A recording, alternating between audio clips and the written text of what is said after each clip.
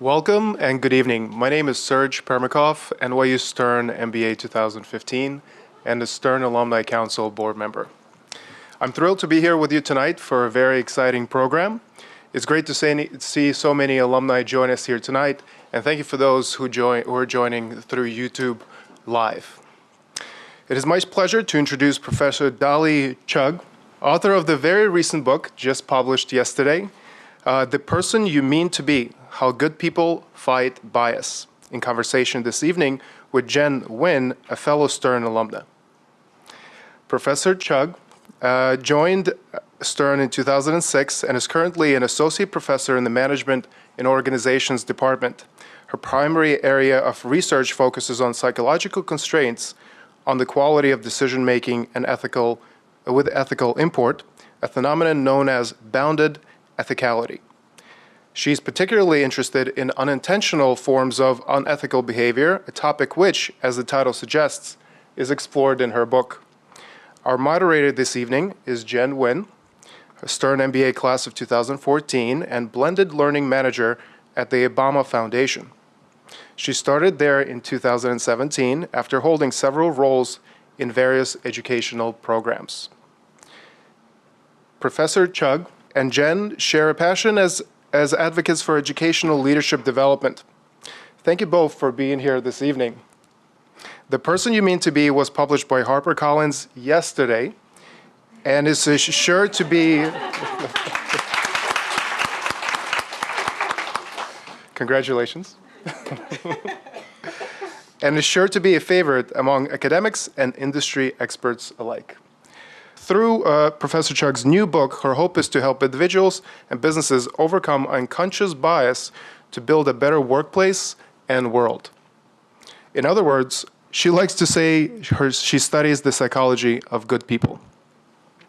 After the talk, we hope that you will join us as we continue the conversation during the reception and book signing right in this room. And now, please allow me to introduce Dolly and Jen.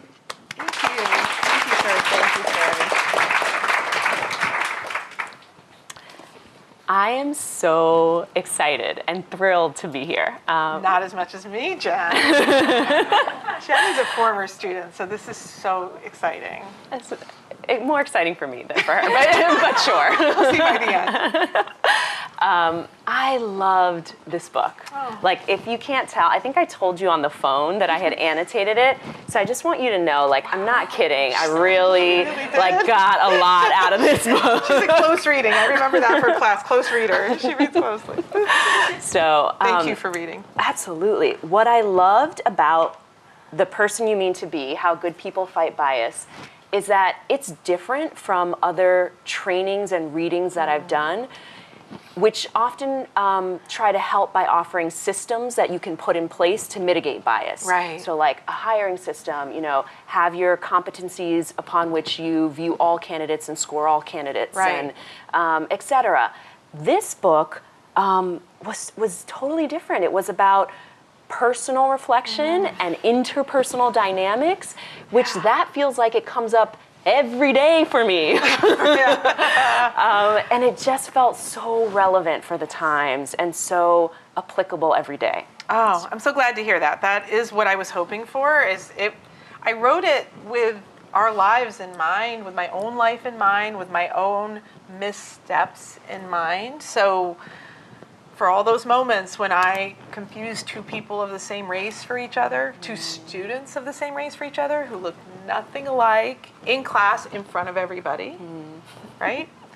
For those moments when I assign a reading that I've assigned for years and a female student emails me to say it's sexist, and I'm like, my first response was like, what? I am a feminist, and I have two daughters, and who does she think she, I start writing my little, and then I'm like, well, let me just look at that reading one more time. And then I read it, and I'm like, how did I have such a blind spot for sexism? How much of it have I internalized? So for all those, I could go on. We could spend the whole talk with me just, in confessional, but the question for me was, how do we grow from those moments? How do we get better? And that's what I wanted to do is use what we know from the research in the social sciences, blend it with stories of real people, throw in a couple of my own experiences, and see how we can take it into the world without living in shame, but owning our mistakes. So many things I could say. In there, you mentioned stories. Yeah. And I'm pretty sure there's a specific story that motivated you to write this book. So tell us, what motivated you? Well, this is really special to tell to this audience specifically because it was Stern students that really started me down the path. And I can literally tell you what was happening and where I was sitting. And some of you in this room may have been part of the planning around Ally Week. So Ally Week is an event that happens at a lot of universities where students put together programming, students and administrators put together programming that's geared towards how can members of, let's say, the LGBTQ community find support from allies who are not in the LGBT community. And so sometimes it's educational programming, sometimes it's bridge building, sometimes it's tough discussions, it varies. And it's also expanded to go beyond specifically the LGBTQ community, any groups that might need support from allies, for example, African Americans or veterans or women. So Ally Week at Stern has taken on a very broad sense. And there was a wonderful group of students, I want to say in 2015, if I have the year right, who was putting the programming together. And they asked me to do the keynote. And they asked me, very wisely asked me like a month or two in advance when you say yes to everything. You're like, yeah, sure, no problem. They said, can you do something about unconscious bias? Because that's related to my research. I said, sure, no problem. And then, of course, like the night before you sit down to like pull it together. And it like suddenly hit me that, wait a minute, these students have all been through my unconscious bias spiel because they're in my classes and stuff. That's not going to be, I actually have to come up with something. I don't have anything. And I was just like, I don't have anything to say about allyship. I don't study it. I'm not an expert in it. This is terrible that I'm going to let these students down. And I just started like going in that desperation mode where you start just like digging deep, like what can I pull that could be relevant? And I went from despair to exhilaration over the course of an hour sitting on my couch at home, because the despair was I have nothing to say about this, and the exhilaration was there is so much in my field that speaks to allyship, none of which you would find under the search term allyship. It's not coded that way. And I ended up, what was supposed to be like a 10-minute keynote was like, 3 hours. I was like, and then there's more. And so while I was pulling that talk together and sharing those remarks the next day at the keynote and noticing how engaged the students were, it suddenly dawned on me, like, this should all be put together. Like, this should be curated. This should be written as a book. And so it was that day, and I think I even said it in the keynote. I said, there is so much here, it really could be a book one day. And that was the day this book was born. Wow. From our students. It all comes from y'all did it. Here, y'all did it. Yeah. Wow. Okay, so given that we are at Stern, you brought this home. Yes. So I'm going to go there too. Okay. And hopefully we can go there all together. So one of the many things I loved about one of the courses I took from you while I was here was that you introduced us to the Implicit Associations test, the IAT, world-renowned test on bias. You've done so much work on this, et cetera. And you didn't just ask us to take the test. You asked us to take the test and reflect on how those biases might show up in our management and leadership. Right. And you created this space for us to take a hard look in the mirror and reflect and get better. Yeah. And so, here I go. All right, if I'm not woke, I'm waking, right? Like I'm getting there. Exactly. Like I can take this IAT thing. Yeah. And so, I take the gender career IAT, and I don't show more of an association between male and female and career or family. I take the sexuality IAT, and I don't show a stronger preference for neither gay nor straight. Okay. And then I take the skin tone IAT. And I showed more of a preference for light skin. Yeah. And I don't know if you remember this, but do. I remember this moment in class when I tried to get the words out to share what had happened, and I just start bawling.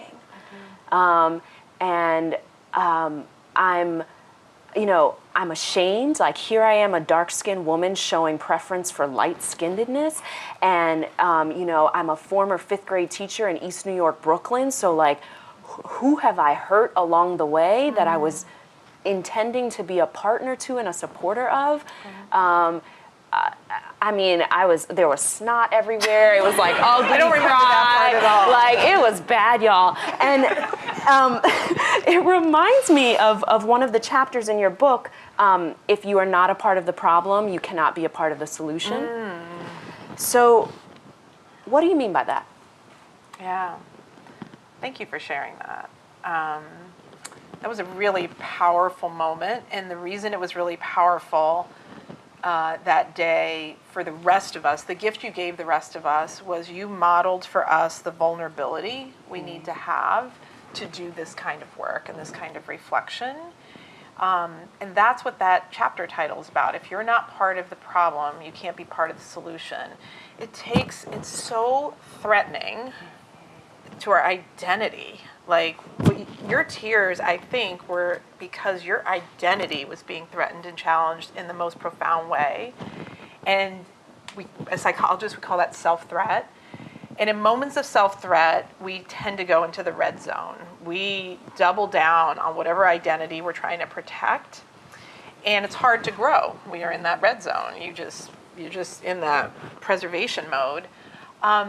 What I'm trying to offer is an approach to growth and learning where we can get out of that red zone and still protect our identity, but have our identity be more of what I call in the book a goodish person than a good person. A good person is this tight corner. I have to get all the right test results on the IAT, and I have to never confuse two people of the same race for each other, and I have to, always, it's a very tight corner. And the problem is, the data is really clear that the way the human brain works, 11 million pieces of information come in every moment.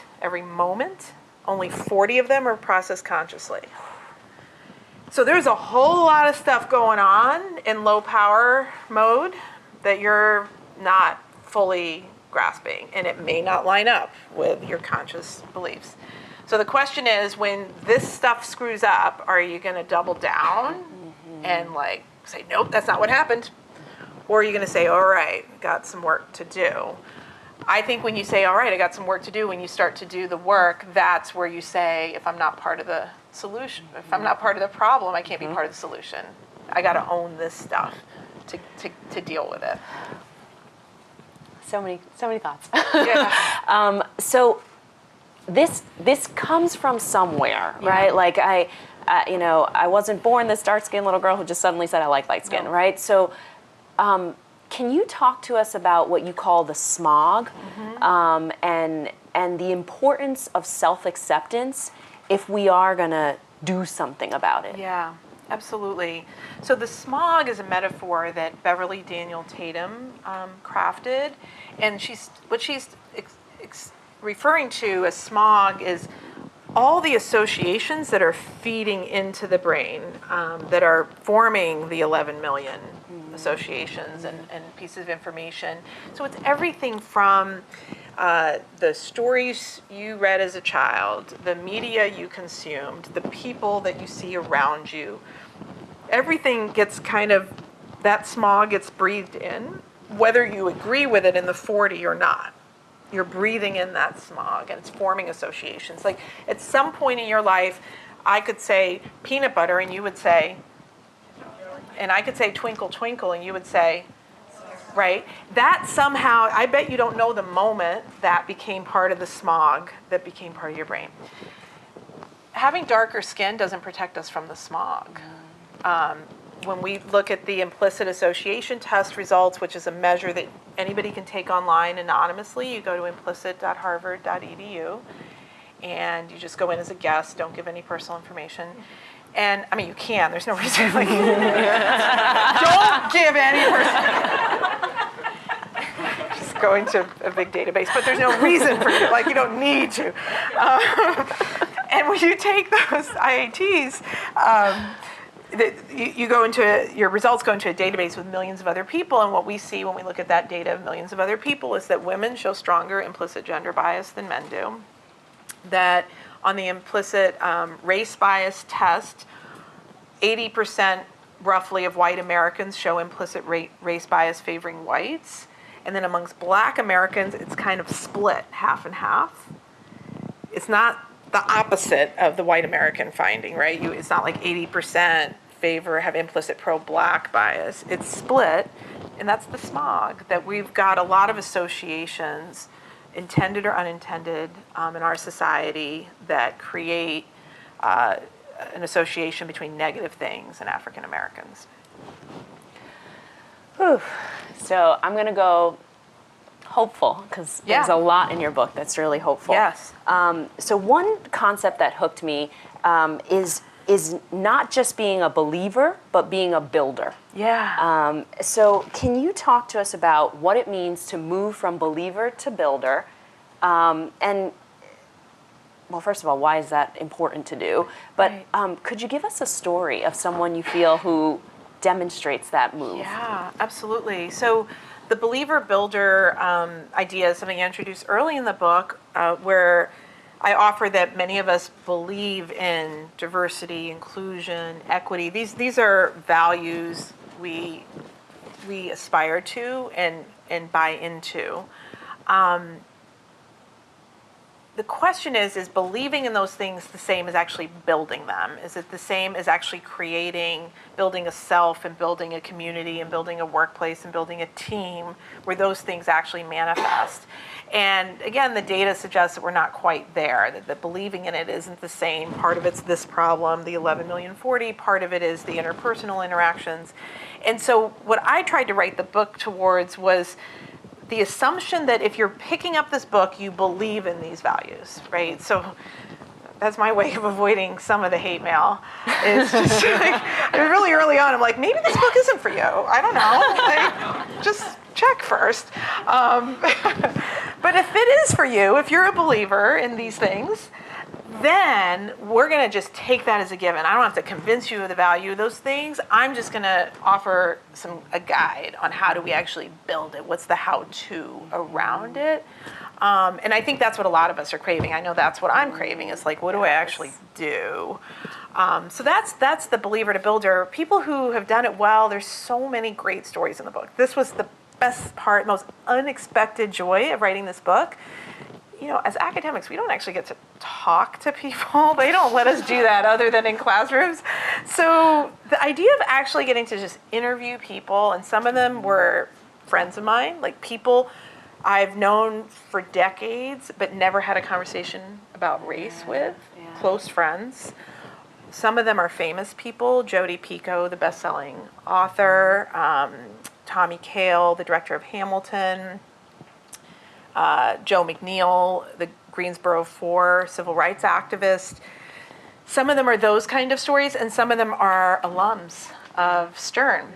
And in each of those stories, we see examples of how people have found a path from being a believer to builder, and it's been different for everyone. Some of them,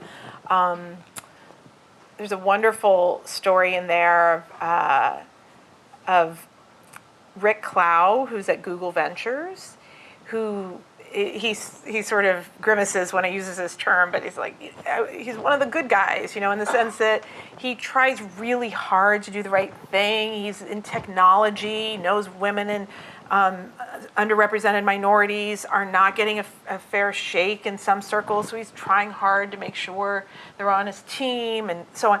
And so he saw himself as one of the good guys, and then he took the IAT, and he, on the on the implicit gender test, he got a result he didn't like. And he was like, how can it be? And he said, well, just for fun, I'm going to kind of look at my contacts. You know, like his network is really important. Google Ventures does a lot of providing funding for companies. So it's like you want to be in his contact list.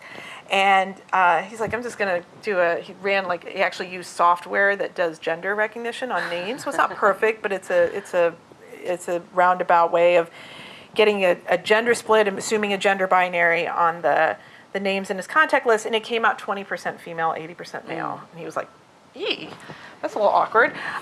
So he's like, "Well, what about Twitter?" Did he bawl? Like the ugly cry with the snot? There was so much snot. He put it all in like Twitter and Instagram. And so then he did the same thing through all his social media stuff, because he's also that's a big part of his influence is he uses social media very actively. Same thing in every platform he checked, 2080. Wow. And he was like, oh my God, how did this happen? And so he actively began following more women. Like, how can I bring more female voices into my contacts, into my social media feed? And he said one interesting that happened, and I interviewed him in 2016, which will be relevant in a moment. When I interviewed him in 2016, he says, before I increased the gender balance of my social media feeds, he goes, every now and then somebody would say something about sexual harassment, like in a tweet. And I would kind of be like, all right, that's too bad. Like it was sort of like, that's horrible, but I guess these things occasionally happen. And then he worked on the balance of his feed, and he suddenly realized, whoa, I'm not hearing these stories like once a month anymore. I'm hearing them every day. And so the reason the year is relevant is this is before the Me Too movement took on the national dialogue that it did. And he said, you if you don't listen to the voices, you will not hear what is happening. And so his recognition came through the voices that he decided to listen to as a result of his movement from being a believer to builder. There's a growth mindset in there. Yes, exactly. So talk to us about that. What is growth mindset? What role does it play? Yep. You mentioned Jodi Picoult, if I'm pronouncing it correctly. I think it's Pico. That's what I've learned. I thought she was an amazing example of a growth mindset. So, for those of us who don't know Carol Dweck's work, what is growth mindset and how is it relevant here? And you have another story. Carol Dweck is a psychologist at Stanford, and she's done groundbreaking work over the past few decades, along with a whole bunch of collaborators and colleagues, on what she calls mindset, your belief about your ability to learn. And you can have a different mindset in different domains. So you could have a mindset about your public speaking abilities. You could have a mindset about your ability to draw. You could have a mindset about your ability to crunch numbers. And in that mindset, you may see your abilities as fixed, like I'm really good at crunching numbers, I just am. Like it's just my thing, right? that would be what's called a fixed mindset. Your fixed mindset could also be that you're not good, like I'm just not a good public speaker. I just can't, I freeze. Again, you're fixed. You're an either or, you are what you are. Versus a growth mindset, as Jen referred to. A growth mindset is no matter where you are in your abilities, you view yourself as a work in progress. And as a work in progress, mistakes are opportunities to get better. They suck, but they're opportunities to get better. Feedback, coaching are all opportunities to get better. In a fixed mindset, mistakes usually lead to shutting down, cheating, or quitting. That we lose our opportunities to learn in a fixed mindset. So Carol Dweck's work, which is robust, she has a book that's like sold gazillions of copies for years, titled Mindset, a really good book. Not as good as mine, though. No, it's just a really good book. It's a really good book. But her work, it sort of surprises me, has never been brought into this work of diversity, inclusion, bias. And to me, those two seem so connected. And yes, I'm a social scientist, and we're supposed to go run decades of studies before we claim things to the world. But honestly, I feel like I'm not getting any younger, so let's just keep this train moving. So I felt like we knew enough without the perfect studies lined up connecting the dots to say that a growth mindset will serve us well when we're doing this work. When I make the mistake, when I get the email from the student, I will shut down if I view myself as either I'm a good person or I'm not. If I can go into a work in progress, goodish mindset, that email from the student will lead me to learn and do better. It will lead me to, in the future, read the readings that I assign to students with a different eye. it will lead me to appreciate. I got this morning, based off of an article I'd written earlier this summer for Forbes.com, I got somebody posted something on Instagram that was a pretty harsh critique of something I'd written. And of course, my first response was, but I've spent all day thinking about it and wondering if there was something to be learned from this piece, from this post. So that's the growth mindset that I think we're trying to push ourselves to. And can I tell you one quick story about someone who I think has a beautiful growth mindset? And some of you were probably in the room for this, at least part of this story. So Joe Mcneil, who I mentioned earlier, was one of the 4 college freshmen in 1960 who was attending college at North Carolina A&T. It was the time of legalized segregation. Lunch counters in the South were segregated, white people only. And he and his 3 friends, they lived in the same dorm, in the same hall, had just had it. 4 black men who wanted to be able to go to a lunch counter and order something to eat at the local Woolworths, which was sort of like, imagine like Panera or one of those kind of chains at the time. And so they decided that's enough, and they carefully put together a plan that they were going to go sit at the lunch counter, politely ask to be served. If they were denied being served, they would not get up. And they wouldn't get up until the store closed. They were arrested and taken away, or they were killed. That was their plan. They would not fight back. They made a choice that they did not want to be violent. And this sit-in movement went on day after day after day. It grew from the 4 of them to eventually thousands across the country, and it would eventually lead to Woolworths desegregating their lunch counters later that year nationwide as a result of the sit-in movement. I can see those photos, those black and white there's photos. There's 2 iconic photos. There's one of them at the lunch counters, kind of all peering at the camera. And there's one of the 4 of them walking down the street. And they're often in history books, these 2 particular photos. So why am I telling you about Joe Mcneil? Well, we were privileged, and some of you in the room were privileged to have him here as a guest speaker in, I think, the LIO class is when he came to speak. And the first time he came to speak, he gave wonderful remarks. He's an incredibly humble, soft-spoken man, not the firebrand you would expect would go desegregate lunch counters and risk his life. Very soft-spoken man, very low-key, with like total dad jokes, like very like my husband's name is CJ, and every time he calls him CJ the DJ, like it's just like so adorable. So great sense of humor, and he came in and he gave remarks to our MBA students and was inspiring and funny and everything you would expect. And at the end we did Q&A, and one of the students asked what his thoughts were on gay rights, and Joe struggled with the question a little bit. He was trying to formulate what his views were, and he eventually said, I think this is something I'm still learning about. Okay, moved on to the next question. A year goes by. I ask if he'll come back. He comes back very generously, speaks to the students again. We get to Q&A again, and this time he's ahead of the question on gay rights. It is clear he has read, he has talked to people, he has reflected. He has a whole awareness and sensitivity that wasn't present a year ago. So I had the opportunity to interview him for this book, and when I did, we never, when it happened, it was sort of the elephant in the room, but I just was like, okay, next question. But when I interviewed him for this book, I decided to ask him if he remembered those moments, and he did. And I said, what happened between year 1 and year 2? And he said, he's in his mid-70s now. He said, I said to myself, Mcneil, grow up. You need to treat people right.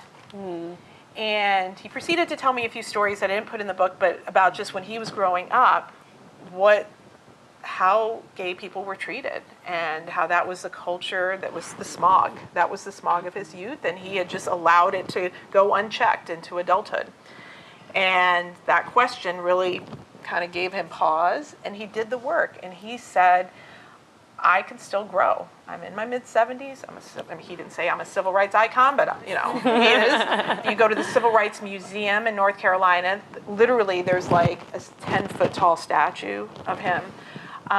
So he's literally a civil rights giant, and yet he still has this growth mindset about, I can always keep doing the work. I was just incredibly inspired by him.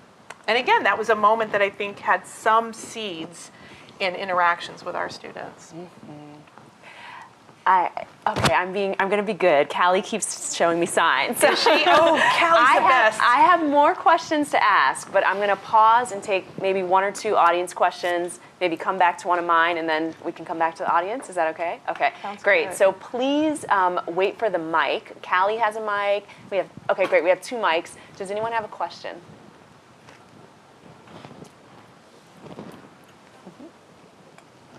Yeah, and they're going to bring you a mic.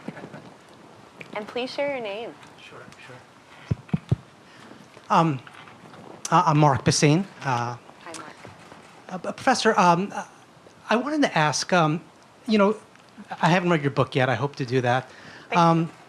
The implicit bias along sexuality, race, and gender, these are very sensitive topics and, get a lot of attention in the media. But there are other types of implicit bias that play out. Yes. Favoring someone who went to your same law school, who was in your same fraternity, who was played lacrosse at the same school, same country club. Can you compare and contrast those more benign implicit biases versus the more volatile implicit biases we've been talking about?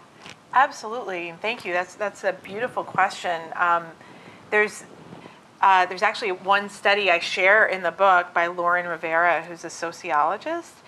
And she really got at the heart of that. What she did was, she's an ethnographer. She embeds herself in organizations and like just kind of lives there to almost become part of the furniture and then really observe what goes on. And one of the things she did was embed herself in elite professional services firms, like law firms, consulting firms, investment banks, a lot of the places you work at or have thought about working at or know friends who work at. And she noticed that a big theme was that they would look for fit. Very important that we have strong cultural fit in this organization, and when they would interview, they would talk a lot about fit. So she tried to break out through all her note-taking what is being referred to when we refer to fit. And she found that there were basically 2 things: shared alma mater and shared passion hobbies, like marathon running or craft beer brewing or, those. And that was creating the opportunity for the banter in the interview that led to these feelings of strong fit. Whether that has anything to do with whether you would be a good investment banker, consultant, or lawyer, right, it seems like a stretch, right? So absolutely, I think these kind of implicit or, quite frankly, explicit biases of the in-group favoritism that you're describing are incredibly powerful, and they show up in our network. So one of the things I talk about in the book is thinking about the ways in which your network resembles you, because it is often reflective of the list of things you just offered us. I think it's a really powerful way to break out of the patterns we're in, is to sort of push outside of. It's wonderful that we're so glad Stern alums are here at a Stern alum event. Please keep coming back. But there's lots of other events where you would interact with people that you would never see at a Stern alum event, and those are the kinds of events I think that break us out. Does that get at your question? Thank you for your question, Mark. Let's take one more. I'm Lauren Stoneberg, MBA class of 2015, and I was in that Ally Week keynote and remember it vividly. And for me, I drew upon that a lot in some of my personal conversations around implicit bias going forward. But I've noticed that one of the things that I still struggle with is having those conversations with the people who aren't at the believer stage yet. Yeah. And I get frustrated with, some of the advice that I've read and heard is, it's great that you can make these arguments based on fact. If you have more diversity on your boards, your company performs this much better or something like that. When I think there's also a humanity piece to this, isn't there some way to appeal there? And I realize that I run up against those roadblocks. So what advice do you have about having those conversations and being able to have that dialogue with people who maybe aren't at the believer stage yet? Yeah, great question, Lauren. So one tool that I've been using a lot, and I share in the book as well, is called the 20-60-20 rule. It's taken from a colleague I had in my consulting days. So those who don't know, I have an MBA, and I did like MBA type jobs for 11 years before I decided in my mid-30s to get a PhD and get my dream job, which was to be a professor. So in chapter 1 of my career, when I did MBA-like things, I worked in consulting, and I worked with this terrific change consultant named Susan Annunzio. And she would do cultural change work. And she taught me, I think she created the 20-60-20 rule for any change effort. It could be your new accounting system. 20-60-20, don't take the numbers literally, they're just meant to be representative. 20 people are ready to go. New accounting system, let's go. Can't wait. Like, just get out of my way so I can like be first in line. Like, they're into it, they're change agents, they're pro new accounting system. 20% of the people are never coming with you. They're comfortably miserable. This accounting system or bust, like they're not going. Okay? The middle 60 doesn't really know what they're after. They're not super engaged in the issue. They're haven't made up a strong point of view, and they could be pulled by norms in either direction, this 20 or that 20. Now, substitute instead of accounting system, let's think of this as the kind of issues we're talking about today and that Lauren's referring to about being a believer or not being a believer. I think that applies 20-60-20 there as well. And the mistake I think we're making is this 20 is pretty vocal. This 60 is pretty quiet. This 60 is movable, and this 20, I don't want to say they're not movable, but those are the truly stuck. tough. They're a little bit stuck. They're a little bit stuck. And I think the opportunity we're missing is to speak to the 60 in the middle. We end up engaging a lot and getting exhausted by these conversations. We're so tired. When we could be potentially, even when we're talking to this 20, have this 60, who is listening, by the way, as your hidden audience. Speak to them, even though it looks like you're speaking to them. That's the group you're trying to move. In trying to move them in terms of the how, so the who is, don't forget the middle 60. Use this 20 as your supporters. The how is, when you're dealing with people who don't have strong points of view on an issue, psychologists who study influence say that we're better off with stories than data. That stories and data each have their time and place, but when people aren't super entrenched in an issue, stories are more likely to move them. So I think speak more to the middle 60 and use stories more. You're welcome, Lauren.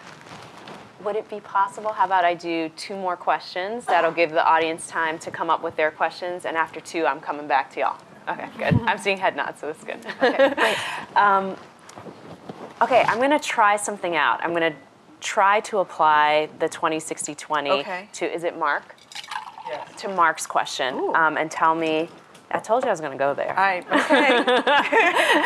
Good mistakes, good-ish person, growth mindset. Here we go. I love it. Okay, so one of the things that I found really empowering in the 20-60-20 part of the book was you said something to the effect of winning the argument is not breaking the norm.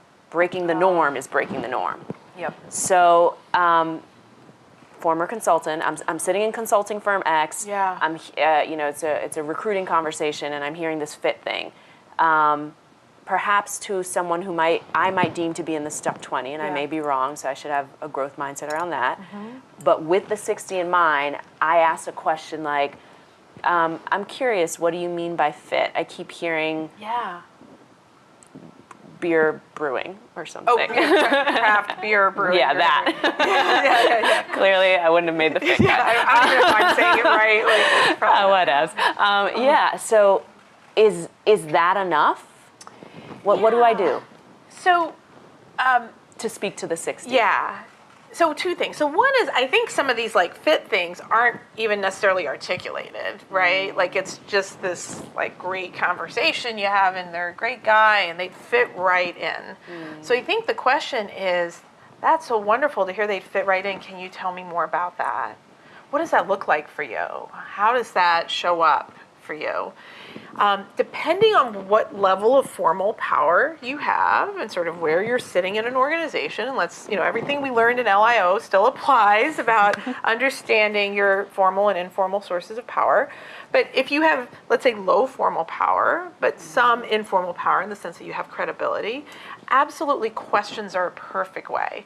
Just asking a question, just giving people a seed of a thought that may not have been in their minds is a powerful way. And there's a story in the book of a Stern alum and actually we changed his name in the book because he's actively using questions to challenge his boss. So he's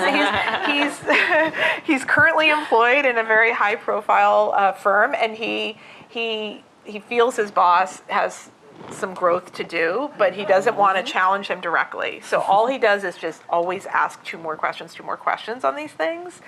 And he feels he's making some progress, that he has the benefit of a long working relationship, that he's not a one-shot deal, but these questions are having some impact. That's low formal power. Yeah. Higher formal power, you can actually work on the hiring process. Like, we can have a hiring process that doesn't rely so much on informal chit chat, that can actually get at what are the behaviors that are important to performance in our organization. Is it that they have to be able to work under time pressure and not be a pain to be around?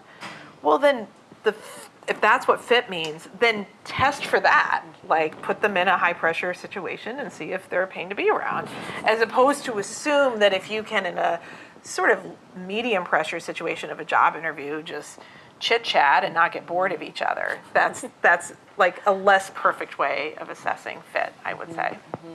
Those are really helpful. Okay, Thank you. Good. So now I think I'm going to switch up my second question. After this question, I'm coming to y'all. Okay. So if I'm the person who's often a recipient of negative biases or microaggressions, to use a term that's popular right now, et cetera, it's exhausting. Yeah. And quite frankly, risky to have to be educating all the time. That's right. And then picking, did I say that question in an open-ended way? Was that delicate enough? What about my tone? Like, the list goes on. Yes. Am I the angry black woman? Like, it Yes. just keeps going, right? Yes. So, like, Yes. and then I saw the part of your book about the V formation. Yeah. And I found that analogy relieving and yet like an appropriate call to action for anyone who wants to be an ally. Yeah. So can you talk to us about the V formation and how that might connect to ordinary privilege, which was another thing I learned about Absolutely. Thank you. from your book? Yeah, thanks.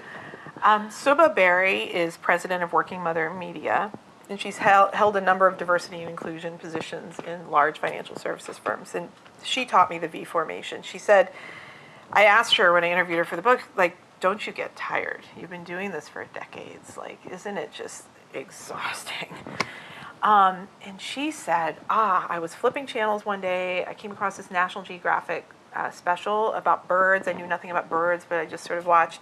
And it turns out when you watch birds fly in the sky and they're in that V formation, it sort of from a distance just looks like they're flying that way. But apparently what's happening is the lead bird is rotating from front to back because the front position is the one breaking the headwind. That's the most exhausting position of all. And so the reason they're able to fly to Florida in a V formation is because of the rotation of the lead. And she said that's how we have to think about this work. It can't be the same people all the time. And that's the opportunity for the rest of us, which gets into what I think is one of the most hopeful things in the research that I share. It's not my research, but the research of others, of ordinary privilege. So my term ordinary privilege is coined to describe that part of your identity you think about least. So take me, for example. I'm straight. I go months without thinking about the fact that I'm straight. I don't have to. Like, when people ask me, what'd you do over the weekend? I don't have to be like do some whole calculus over, is it safe to mention my partner? Is this, what is it? Let me try to remember what jokes they tell. I don't have to do a whole calculus. I can just say, My husband and I went to see this movie, Searching, which is so good, by the way. Has anyone seen it? So good. If you learn nothing else tonight. It looks scary. I'm a wimp. I didn't think I could handle it, but I could. So I can just say, my husband and I went to see this great movie. You should really see it, blah, blah, blah. And I don't have to think twice about it. So it's a very ordinary part of my identity that fits with the way our culture is set up, supports that part of my identity. That's where my privilege is. That's where my blind spots are. Because I have no idea what the calculus is that someone who has a partner who they're not sure would be supported in their workplace thinks about when they put their pictures, or do or don't put pictures on their desk of their family, or talk about their weekend. 46% of gay people are closeted in the workplace in America. I mean, I have no idea what it feels like to go through that. So my ordinary privilege around my sexual orientation is an opportunity for me to think about that V, to move to the front of the V, because it turns out, the research says, that when someone from the group affected speaks up, they are not taken as seriously as when someone outside the group speaks up. They are viewed as whinier. If a black person speaks up about a racist joke versus a white person saying the same thing about the same racist joke, the white person has more impact. I want to be super clear on this point that I am not saying white people should speak for or over people of color, that straight people should. That is not what I'm saying, and I think that takes practice on all our parts of how to use our voice.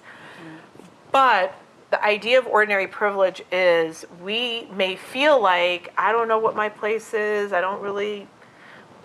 we have a place in the conversation. We need to figure out how to use our voice, and in doing so, relieve people from the exhaustion of always being at the front of the V. Thank you. Absolutely. Let me hand it over to you all. Any questions from the audience? And they're going to bring a mic over to you. Second row. Laura Hill, MBA 84. So my Rolodex is probably very heavily female skewed. Yeah. Should I be concerned about that? That's a great question, Laura.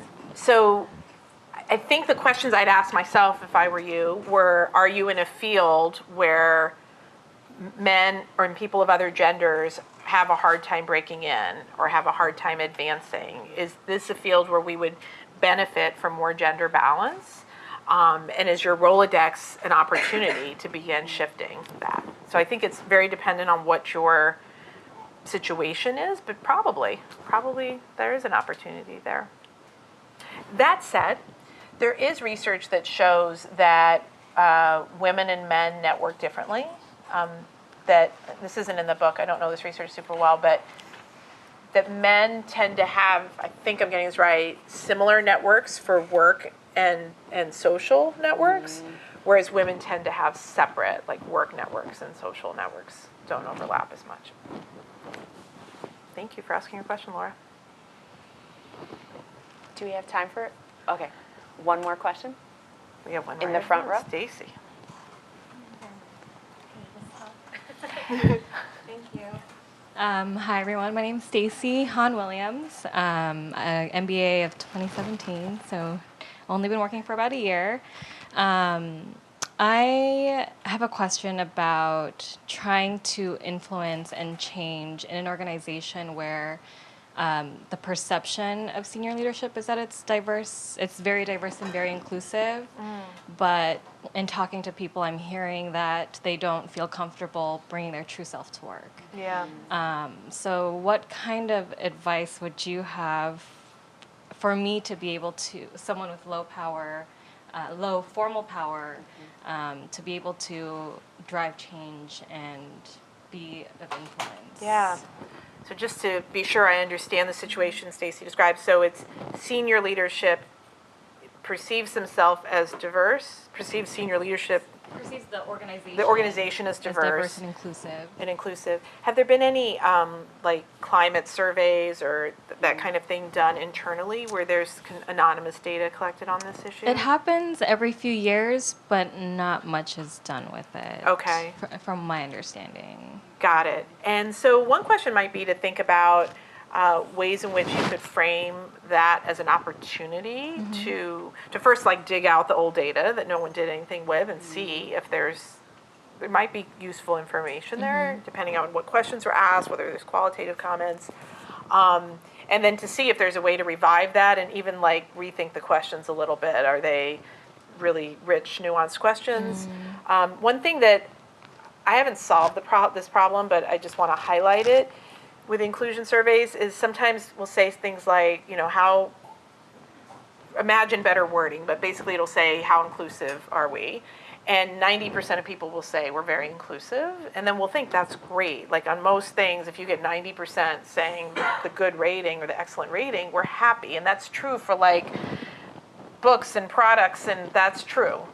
It is not true for an inclusion question, right? Like that actually is the whole point.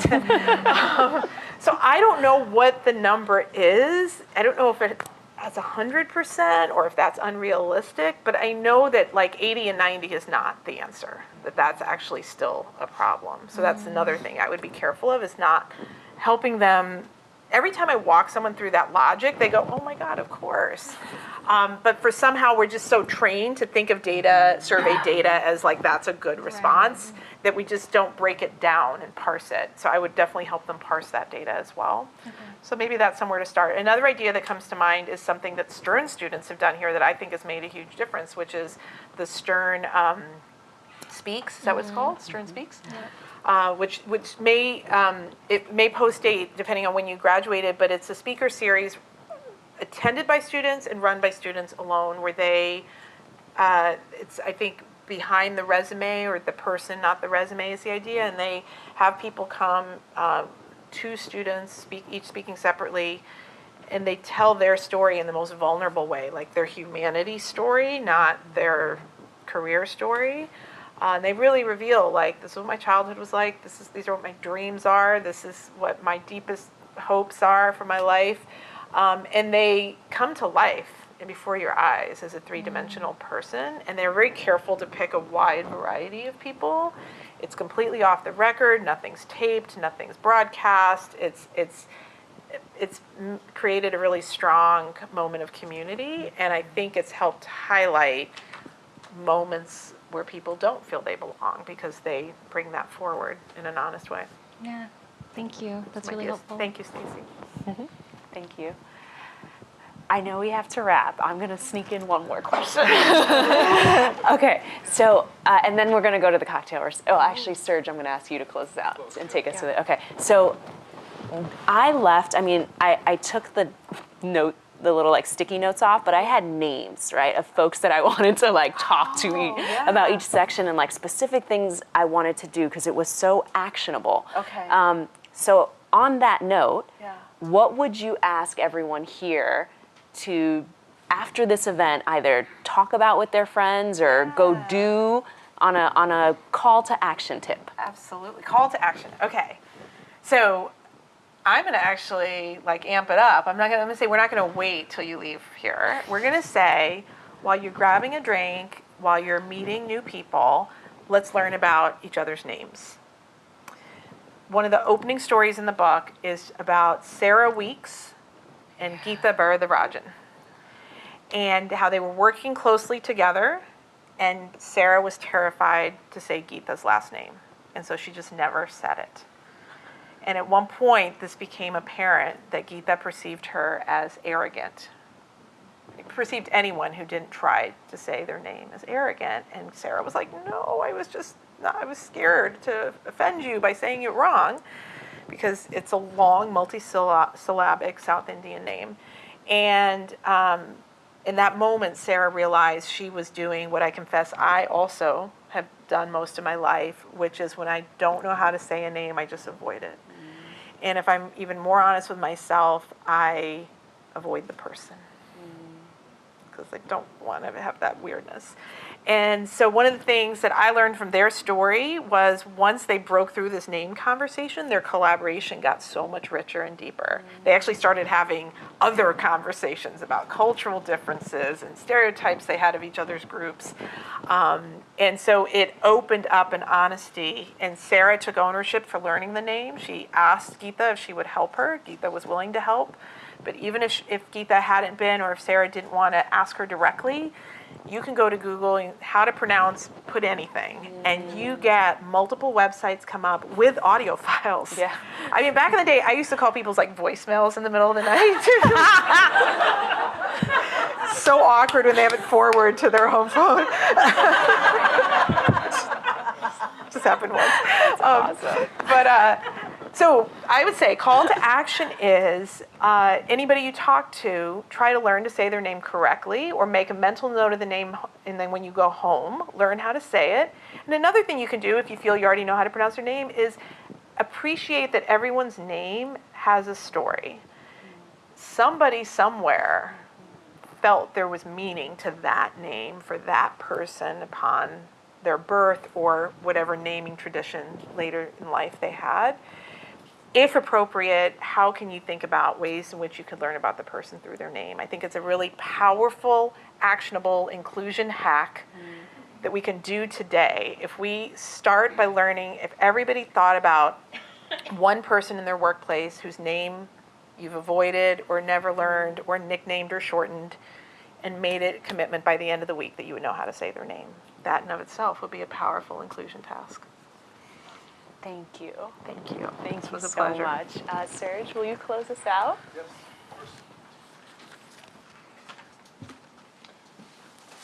And are we willing to step it up in the cocktail reception today and learn about each other's names, or chosen or otherwise? Yeah? Okay. Thank you, Professor Chugh and Jen, for a thought-provoking conversation and terrific stories. Thank you for sharing all of those. On behalf of Stern, I'd like to just present a small token of appreciation for your time.